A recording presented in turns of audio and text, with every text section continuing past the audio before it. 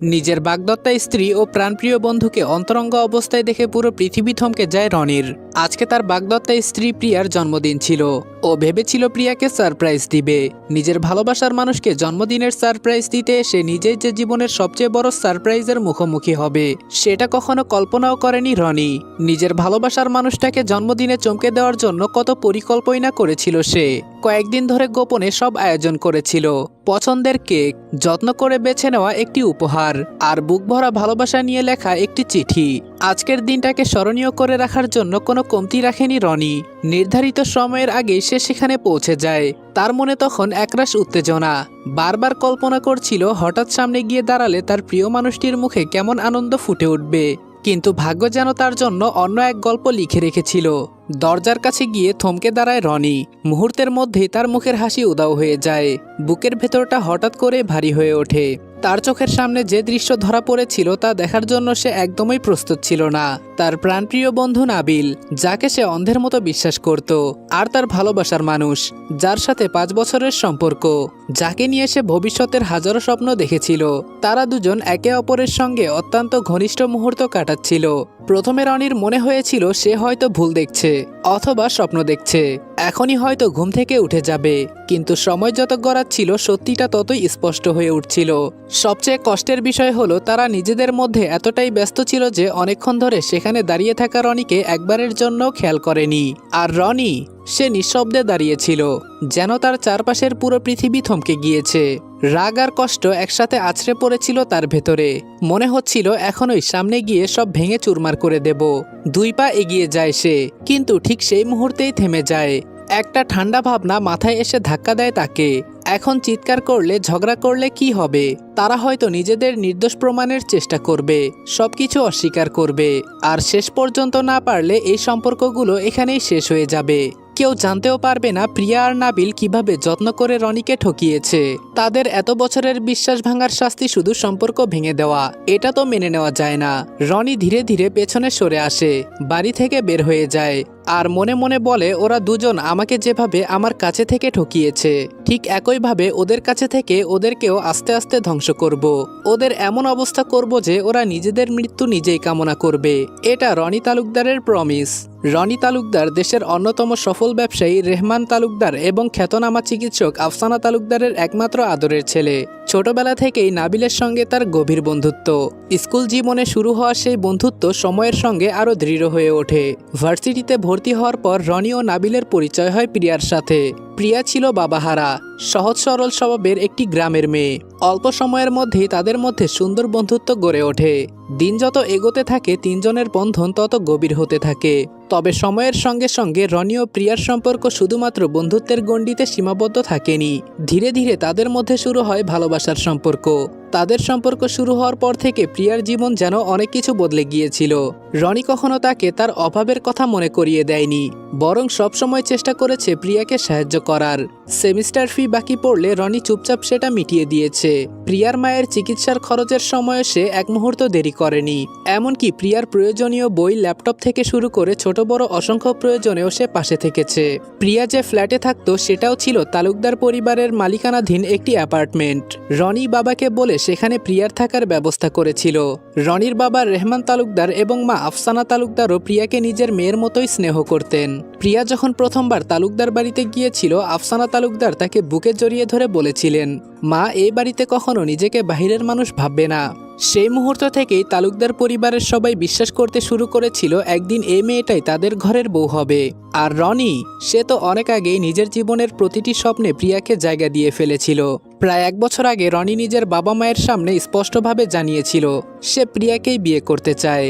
অবাক করার মতো বিষয় হলো তাদের পক্ষ থেকে কোনো আপত্তি আসেনি, বরং রেহমান তালুকদার হেসে বলেছিলেন, তুই যদি ওকে ভালোবাসিস তাহলে আমাদেরও কোনো আপত্তি নেই। মানুষের পরিচয় তার পরিবার বা টাকায় নয়, তার চরিত্রে। এরপর 2 পরিবারের সম্মতিতেই বিয়ের কথা পাকাপাকি হয়। আর মাত্র 2 মাস পরেই তাদের বিয়ের তারিখ নির্ধারিত ছিল। বিয়ের শপিং প্রায় শেষ, নিমন্ত্রণ পত্রের ডিজাইন চূড়ান্ত, আত্মীয় স্বজনদের অনেকেই খবর জেনে গেছে। তালুকদার পরিবারে উৎসবের আবহ শুরু হয়ে গিয়েছিল। কিন্তু আজ নিজের গাড়ির স্টিয়ারিং শক্ত করে ধরে বসেছিল রনি। তার চোখের সামনে বারবার ভেসে উঠছিল কিছুক্ষণ আগের দৃশ্যটা, যে মেয়েটার জন্য সে নিজের পরিবারকে রাজি করিয়েছে, যে মেয়েটার ভবিষ্যৎ গড়ার জন্য নিজের সামর্থ্যের সবটুকু দিয়েছে, যে বন্ধুকে নিজের ভাইয়ের থেকেও বেশি বিশ্বাস করেছে। সেই দুইজন মানুষই আজকে তার সাথে সবচেয়ে বড় বিশ্বাসঘাতকতা করেছে। হঠাৎ রনির ঠোঁটের কোণে একটা শীতল হাসি ফুটে উঠল। চোখ দুটো ধীরে ধীরে কঠিন হয়ে গেল। বিয়ের অনুষ্ঠান হবে, অবশ্যই হবে, কিন্তু এবার খেলার নিয়ম আমি ঠিক করব। তোমরা দুজন ভাবছো আমাকে ঠকিয়ে জিতে গেছো, আসল খেলা তো এখন শুরু হবে। রনি ধীর পায়ে তালুকদার ভিলার ভেতরে ঢুকলো। মুখটা অস্বাভাবিক শান্ত, কিন্তু চোখ দুটো যেন বরফের মতো ঠান্ডা। ড্রয়িং রুমে ঢুকতেই দেখলো সোফায় আছড়া অবস্থায় ফোন ঘাঁটছিল তার সমবয়সী চাচাতো ভাই ফাহিম। রনিকে দেখে সে মুখে দুষ্টু হাসি এনে বলল, কি রে, ভাবির জন্মদিন কেমন সেলিব্রেট করলি? অনেক রোমান্টিক সময় কাটিয়ে এসেছিস মনে হয়।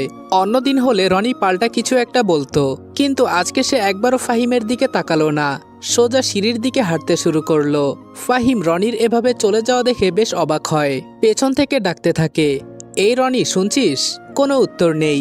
রনি উপরে উঠে নিজের রুমের দিকে চলে গেল। এবার সত্যি ফাহিমের সন্দেহ হলো। ছোটবেলা থেকে একসাথে বড় হয়েছে তারা। রনির মুখ দেখে সে বুঝতে পারে কখন ও খুশি, কখন রাগান্বিত, আর কখন ভেতরে ভেতরে ভেঙে পড়েছে। আর আজকের রনিকে দেখে অন্যরকম মনে হলো। ফাহিম কয়েক মিনিট পর রনির রুমের সামনে এসে দরজায় নক করলো। রনি, দরজা খোল। ভেতর থেকে কোনো সাড়া এলো না। এবার নক করলো ফাহিম। ভাই, কি হয়েছে বলবি আমাকে? কিছুক্ষণ নীরবতার পর দরজাটা খুলল। রুমের ভেতরে ঢুকেই ফাহিম থমকে গেল। ঘরের ভেতর সবকিছু ছড়িয়ে ছিটিয়ে রয়েছে। রনি জানালার পাশে দাঁড়িয়ে আছে, চোখ দুটো লাল, আর মুখের সব রং যেন উদাও হয়ে গেছে। ফাহিম বলল, কি হয়েছে তোর? রনি মাথা ঘুরিয়ে ফাহিমের দিকে তাকালো, তারপর নিচু গলায় বলল, কিছু না। ফাহিম বলল, মিথ্যা বলিস না, তোর এই চেহারা আমি আগে কখনো দেখিনি। রনি চুপ করে থাকলো। ফাহিম আবারও জিজ্ঞেস করলো, প্রিয়ার সাথে ঝগড়া হয়েছে? এবারও কোনো উত্তর নেই। ফাহিম আবারও জিজ্ঞেস করলো, বিয়ে নিয়ে কোনো সমস্যা? তবুও নীরব রইল রনি। ফাহিম আকুল কণ্ঠে বলল, রনি, আমি তোর ভাই, আমাকে না বললে কাকে বলবি? কথাটা শুনে যেন রনির ভেতরে জমে থাকা বাদে ফাটল ধরল। সে ধীরে ধীরে বিছানার পাশে গিয়ে বসে পড়ল। তারপর নিচু স্বরে বলল, আজকে আমি প্রিয়ার জন্মদিনে ওকে সারপ্রাইজ দিতে গিয়েছিলাম। ফাহিম চুপচাপ শুনতে লাগলো। রনি একবার চোখ বন্ধ করলো, তারপর কষ্টে ভরা গলায় বলল, সেখানে গিয়ে দেখলাম প্রিয়া একা ছিল না। ফাহিম বলল, কে ছিল সাথে? রনির চোয়াল শক্ত হয়ে গেল। দাঁত পিষে বলল, ওর সাথে নাবিল ছিল। ফাহিম প্রশ্ন করল, নাবিল? রনি বলল, হ্যাঁ, আমার সবচেয়ে কাছের বন্ধু। এরপর রনি ধীরে ধীরে পুরো ঘটনাটা খুলে বলল, কিভাবে সে দরজার সামনে দাঁড়িয়ে সব দেখেছে, কিভাবে তার 5 বছরের ভালোবাসা আর বহু বছরের বন্ধুত্ব এক মুহূর্তে ভেঙে চুরমার হয়ে গেছে। সব কথা শুনে ফাহিম হতবাক হয়ে বসে রইল। তার নিজেরও বিশ্বাস করতে কষ্ট হচ্ছিল। কয়েক সেকেন্ড নীরব থাকার পর ফাহিম দাঁত চেপে বলল, আমি এখনই যাচ্ছি সবাইকে সবকিছু বলতে। রনি মাথা নাড়িয়ে বলল, না। ফাহিম বলল, কিন্তু? রনি উত্তরে বলল, এখন কেউ কিছু জানবে না, সঠিক সময় হলে সবাই জানবে। ফাহিম বিস্মিত চোখে তাকিয়ে বলল, তুই এত শান্ত কেন? রনির ঠোঁটে ধীরে ধীরে একটা অদ্ভুত হাসি ফুটে উঠল, কিন্তু সে হাসিতে কোনো আনন্দ ছিল না, শুধু ছিল গভীর আঘাত আর কঠিন সিদ্ধান্তের ছাপ। ও জানালার দিকে তাকিয়ে বলল, কারণ আমি আগে পুরো সত্যিটা জানতে চাই। কতদিন ধরে চলছে এসব? কি উদ্দেশ্য ওদের? আর কেনই বা আমার বিশ্বাস নিয়ে খেললো ওরা? ফাহিম বুঝতে পারলো রনির মনের মধ্যে কিছু তো একটা চলছে। ও রনিকে জিজ্ঞেস করে, সত্যি করে বলতো, কি করতে চাচ্ছিস তুই? তোর মাথায় আসলে কি চলছে? রনি রাগী কণ্ঠে বলল, ধ্বংস, ওদের দুইজনের ধ্বংস। ওদের দুইজনকে এমনভাবে ধ্বংস করব যে ওরা নিজেদের অস্তিত্ব খুঁজে পাবে না। ফাহিম রনির কাঁধে হাত রেখে বলল, ওদের ধ্বংস করতে তোর যা সাহায্য লাগবে আমি করব। আমি সবসময় তোর পাশে থাকব। রনি আর ফাহিম কিভাবে কি করবে সেসব নিয়ে আলোচনা করছিল। তখনই রুমের ভেতর আসে 20 বছর বয়সী মেয়ে আরিয়া, যে সম্পর্কে রনির চাচাতো বোন, মানে ফাহিমের বোন। রনি বাসায় এসেছে শুনে ফাহিমের মা কণিকা তালুকদার তাকে দিয়ে রনির জন্য খাবার পাঠিয়েছে। আরিয়া রুমে ঢুকতে ঢুকতে বলল, রনি ভাইয়া, তোমার খবর কি? আরিয়া রুমে ঢুকতে ঢুকতে বলল, রনি ভাইয়া, তোমার খাবার। কিন্তু রুমের অবস্থা দেখে আরিয়া অবাক হয়ে বলল, রনি ভাইয়া, তোমার রুমের অবস্থা এমন কেন? কি হয়েছে? রনি কিছু বলার আগেই ফাহিম আরিয়াকে বলল, আরিয়া, খাবারটা রেখে চুপচাপ রুম থেকে বের হয়ে যা। এত প্রশ্ন করিস কেন? রনি ফাহিমকে থামিয়ে বলল, আহ ফাহিম, ওকে বকছিস কেন? তারপর আরিয়ার দিকে তাকিয়ে বলল, আর বলিস না আরিয়া, আমি আমার ফোনের চার্জার খুঁজে পাচ্ছিলাম না, ওটা খুঁজতে গিয়ে রুমের এই অবস্থা হয়ে গিয়েছে।